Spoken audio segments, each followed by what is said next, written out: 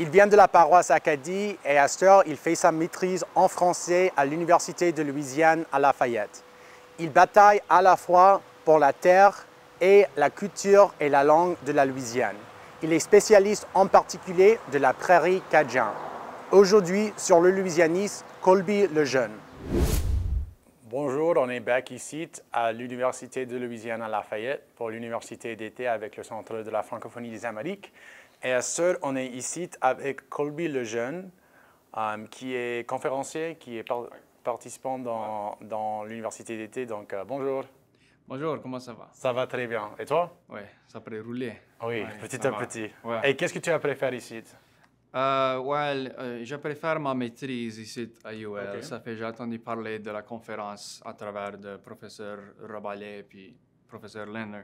Ils m'ont rencontré pour la faire et les autres ils m'ont dit que c'était juste. Ça serait bon pour moi de venir expériencer l'affaire, mais aussi de moyen représenter l'aspect louisianais du département parce que je suis là avec deux autres étudiants. Mais un vient de la Californie et puis un autre du Tennessee. Ça voulait juste que quelqu'un de la Louisiane viendrait, tu connais. C'est bien. Et tu fais ta maîtrise en français? Oui. La maîtrise ici, c'est en français. Le doctorat, ça serait en études francophones, mais la maîtrise, c'est en français. C'est en français, exactement. Et puis, donc, est-ce que tu peux nous parler un peu de tes origines, de ton enfance, de ton background et tout ça? Oui, moi, je viens de Lance-des-Lejeune, un petit voisinage rural dans la campagne au nord d'Iota, la Pointe-aux-Loups en français, mais Iota en anglais. Ça, c'est dans la paroisse de l'Acadie. Littéralement, c'est 7 minutes pour conduire à Crawley. On est 17 minutes de Crawley, 17 minutes de Eunice, 17 minutes de Jennings. Ça fait on est réellement dans le mi-temps de cette région-là, dans la paroisse de l'Acadie. Pendant que j'étais à l'école secondaire, j'ai mieux intéressé dans la linguistique, les langues et tout ça. Pas à l'époque le français, parce que tu connais, j'étais vraiment jeune à l'époque, je croyais que le français, ça c'est quelque chose pour le vieux monde. C'était quelque chose qui était mourir. Je m'en care pas trop pour ça à l'époque.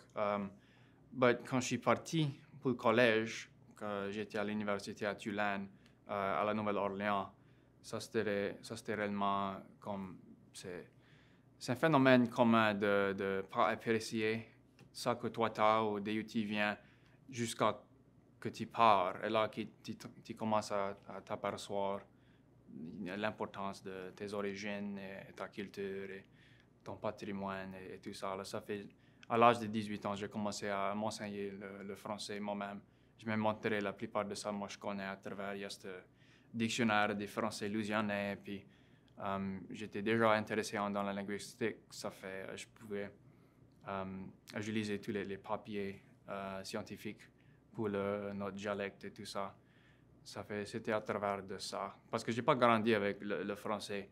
Mon histoire, c'est à peu près la même histoire que la plupart du monde avant tout d'ici. C'était que mes défunts grands-parents, ça parlait tout le français comme langue maternelle. Et puis, ils ont appris l'anglais à l'école, mais ils ont tout fini à l'école. Ça va de l'école, ça ne parlait pas l'anglais, ça fait les maîtresses, les punitions.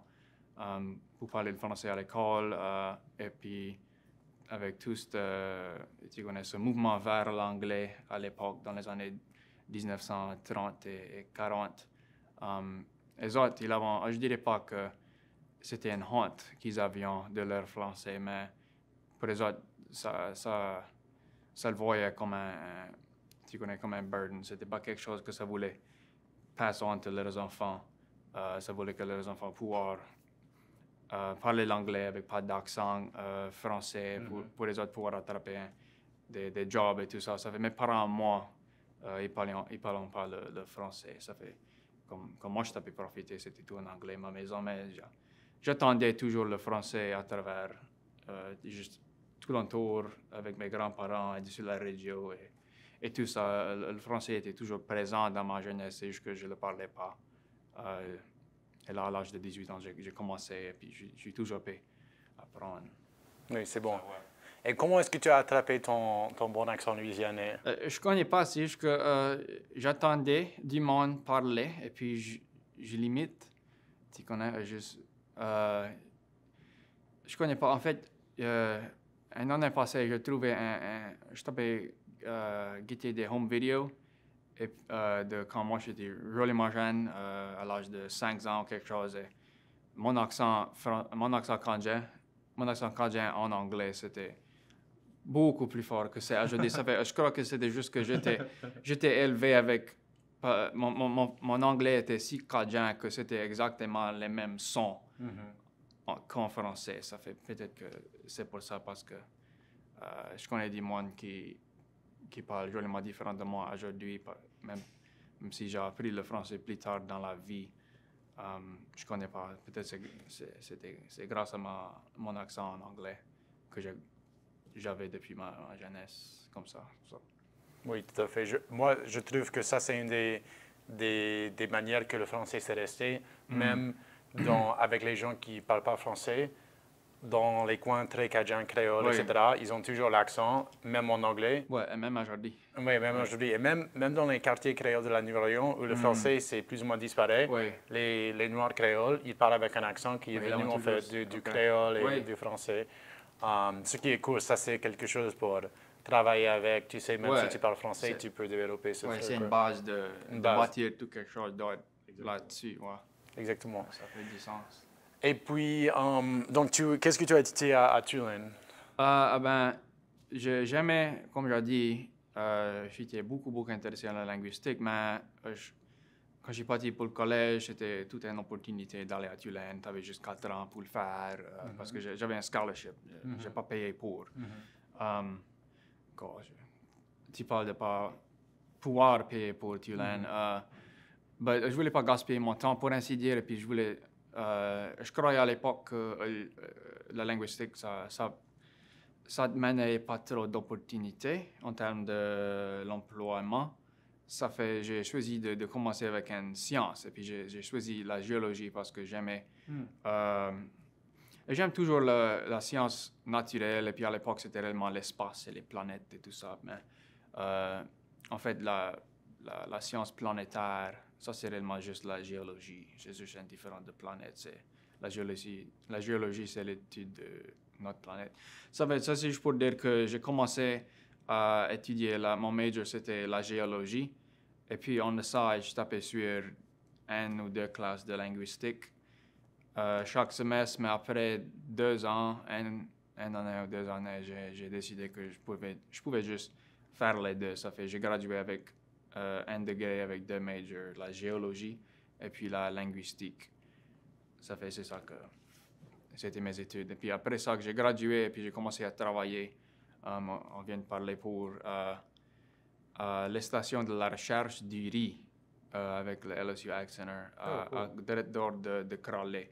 Ça n'avait pas rien à voir avec ça que j'ai étudié. C'était juste que j'étais déjà pu travailler là-bas comme student worker.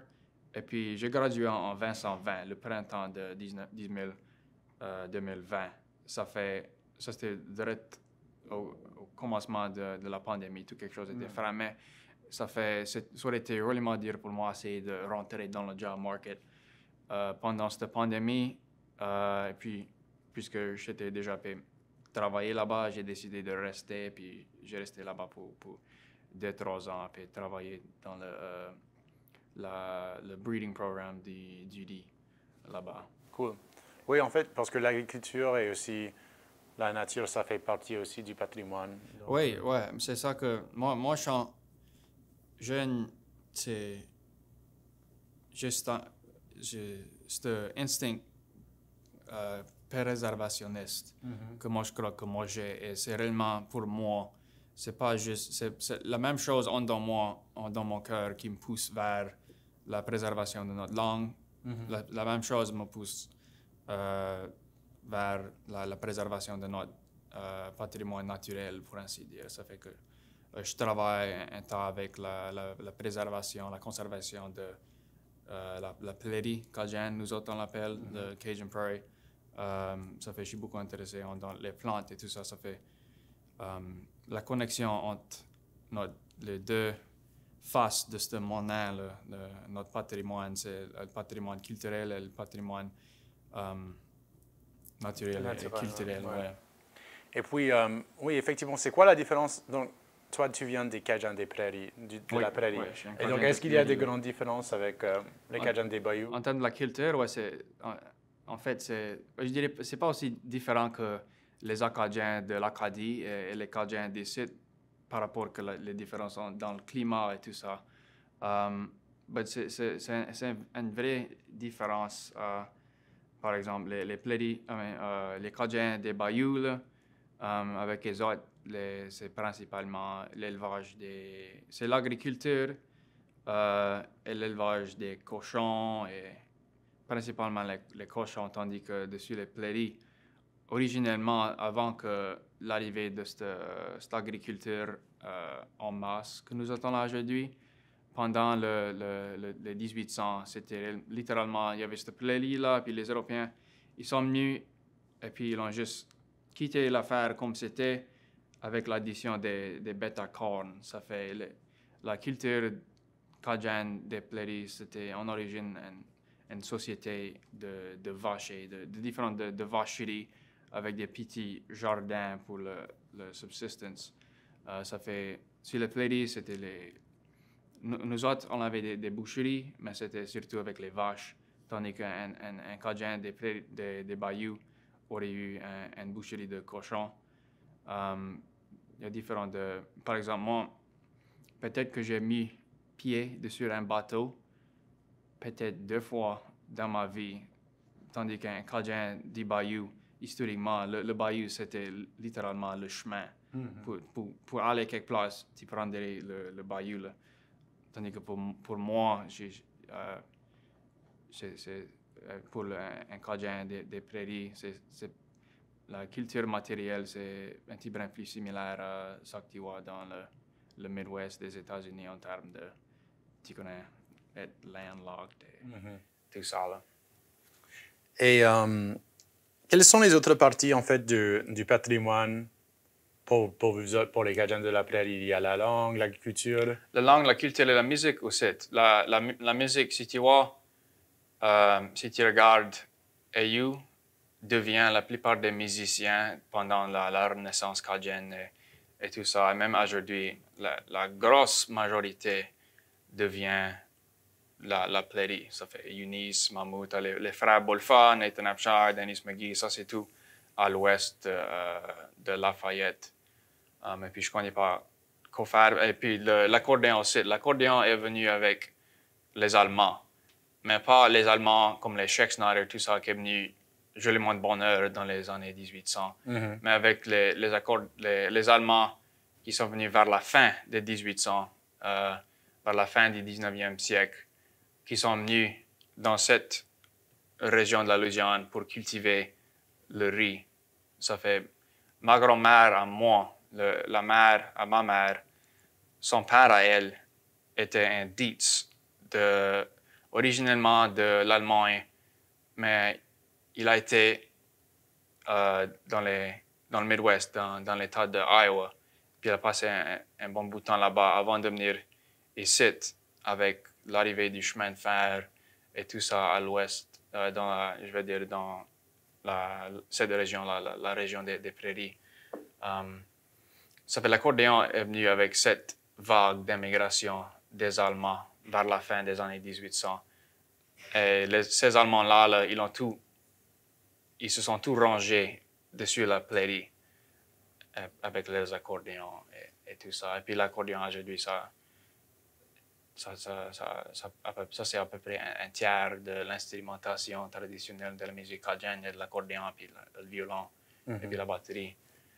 Mais un tas de la musique vient de cette culture cajun des prairies.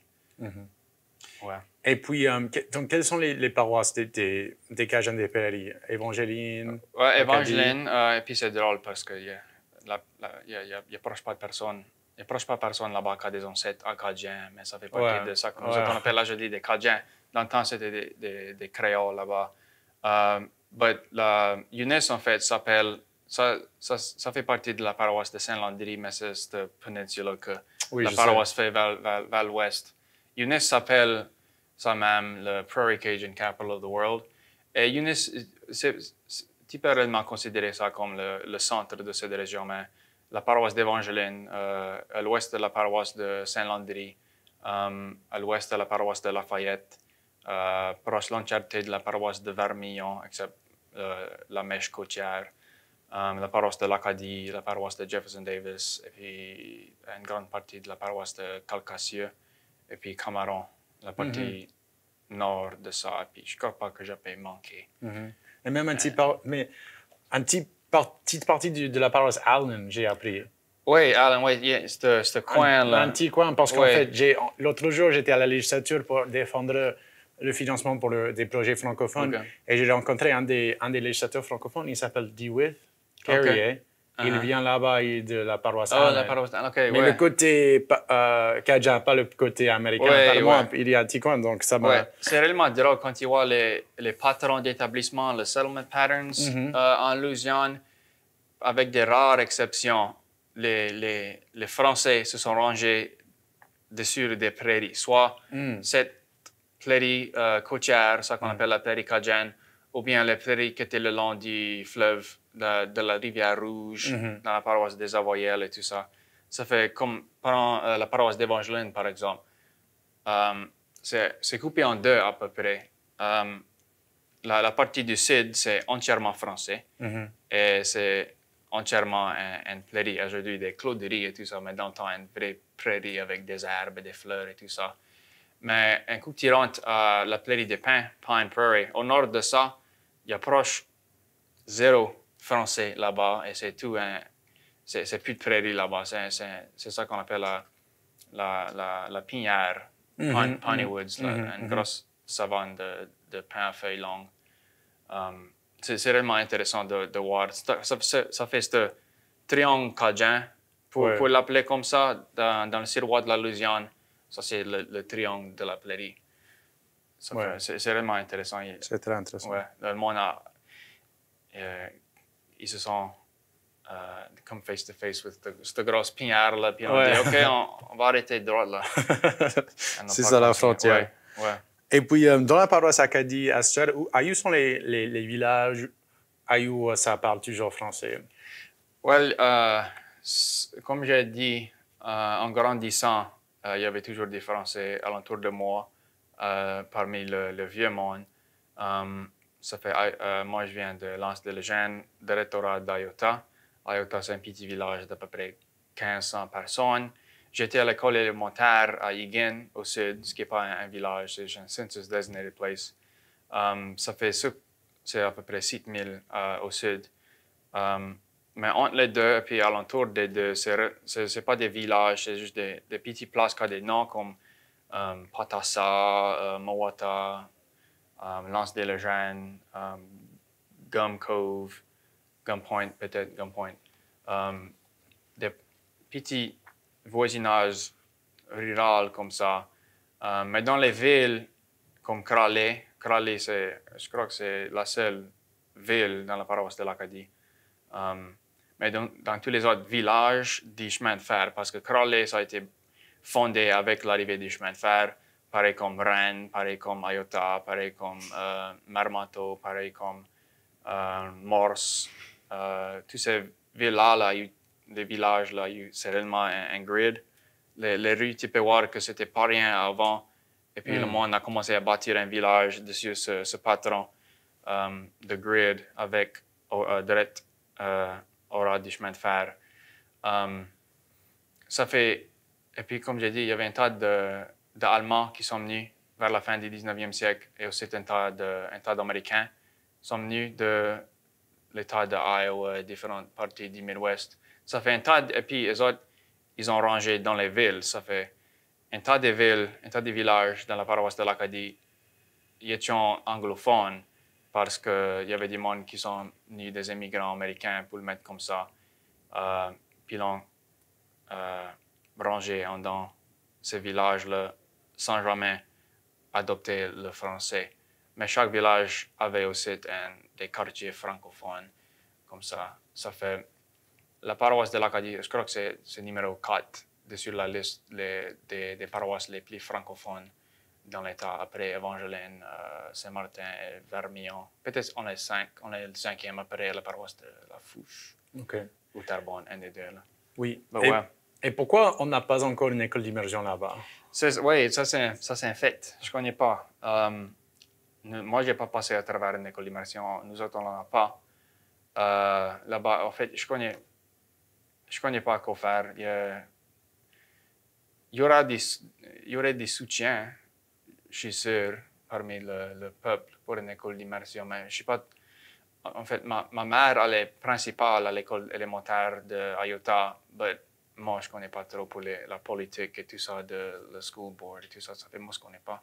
C'est une bonne question. Est-ce que tu aimerais avoir une école d'immersion? Oui. Je vous dirais, toutes les communautés, ils devraient tous en avoir un, moi, je crois. Parce que tu connais, c'est une chose pour moi, par exemple, d'apprendre le français moi-même. C'est une autre chose de commencer depuis tes jeunes pour vraiment être élevé avec le français. Ça, c'est quelque chose d'entièrement différent. Je ne vais jamais penser en français, moi, parce qu'il a fallu que je l'apprenne plus tard dans la vie. Mais si tu attrapes un enfant à l'âge de 4 ans, il va, pareil comme notre grand-parent a tout appris l'anglais à l'école.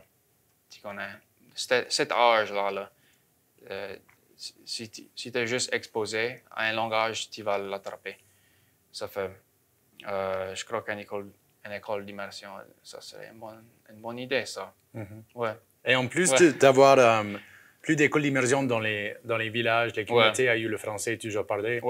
Est-ce que tu penses que c'est important de faire entrer le français cajun, le français louisianais dans les salles de classe en immersion? Ouais, moi je crois 100% que notre français devrait être introduit à tous les niveaux de la société, de l'indication et tout ça, parce que moi, j'ai jamais été trop intéressé dans le français standard comme cette langue véhiculaire qui quitte aller en France et ordonner une bière, un café ou quelque chose. Ou le cultural interchange, c'est fun. Moi, je le fais ici. Ça a été un tas d'agrément de parler avec des gens de Canada et de l'Acadie, et du Québec et de la France et tout ça. Mais pour moi, et puis je crois que pour un tas de monde, l'affaire qui les intéresse avec le français, c'est le fait que c'est notre héritage. Et c'est dans le langage de notre grands-parents, la manière que les autres y parlaient. Ça fait, pour moi, je crois que moi, je crois que l'affaire qu'on apprécie de sauver devrait être notre français, toutes nos variétés indigènes, du français, du créole et tout ça. Ça fait le français standard, ça c'est OK. C'est tant que tu as les ressources pour enseigner. Mais en termes de la raison que moi j'apprends le français, et puis je crois que c'est pareil pour un tas de monde, c'est juste le fait que ça fait partie de notre culture. Tout à fait. Oui, je suis d'accord évidemment à 100% parce que c'est bien la diversité linguistique en général, mais ce qui est le plus important, c'est notre langue à nous autres. Et puis, tu connais, c'est différent en anglais aujourd'hui. Si tu vas à l'école en anglais, tu apprends cet anglais standard, là, mais à la maison et dans le clos, dans les rues et tout ça, tu vas apprendre un anglais non standard, un anglais du peuple. Mais avec le français, si tu vas à l'école et puis tu apprends le français standard, la situation actuelle, c'est pas que nous autres, on n'a pas des milieux pour le monde apprendre le français cajun à la maison ou dans le workplace et tout ça. Le monde, si c'est pas à travers les écoles, ce qu'on n'est pas, le monde l'attrapera. Tout à fait. Et c'est ça aussi, même avec l'anglais, à l'école, par exemple, même si les livres sont en français, en anglais standard, pardon, avec les profs, majoritairement, par exemple, à New-Orleans, les profs parlent l'anglais néo-orléanais. Donc, tu apprends un peu l'accent de ton coin. Et donc, on devrait faire pareil avec le français. Oui, je dis, un tas des maîtres et maîtresses à l'école, ils sont d'origine belgique, et canadien, et français et tout ça. Ça fait un tas des écoliers. Ça sort de l'école après parler comme ça, ce qui est meilleur que pas rien, mais c'est pas neutre. Le français nous a, tu connais. Oui, exactement. Ouais. Et puis, tu as dit que tu as un réflexe préservationniste. Je l'appellerais comme ça. Et qu'est-ce que tu penses? Est-ce que tu penses que dans la politique, ça devrait être un enjeu plus important de préserver ou qu'il faut faire quelque chose pour préserver pas seulement notre langue, mais aussi notre culture et aussi nos communautés, notamment dans la campagne qui sont très, très menacées? Oui, le monde devrait faire tout ça que ça peut pour préserver tous les aspects, comme je dis, tous les aspects du patrimoine naturel et puis culturel et linguistique au site. L'État de la Louisiane, je ne dirais pas qu'on a une trop bonne réputation pour la conservation naturelle, au moins, mais pour la culture, le monde, je crois que ça le respecte, mais il y a toujours un tas de room for improvement. Et puis, je crois qu'on devrait essayer d'amarrer les deux. La connexion entre notre patrimoine culturel et notre patrimoine naturel.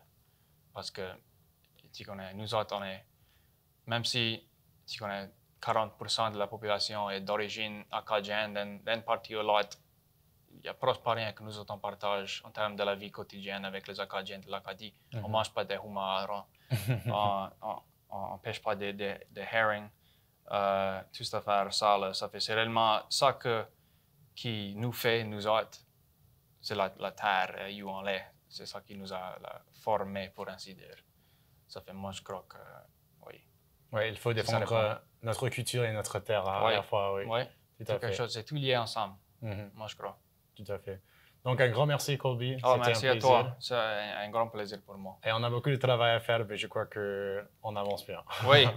Bien, on get to it. Cool. Oui. OK, merci. À la prochaine. Oui, on va se revoir. Oui, on va se voir. Oui.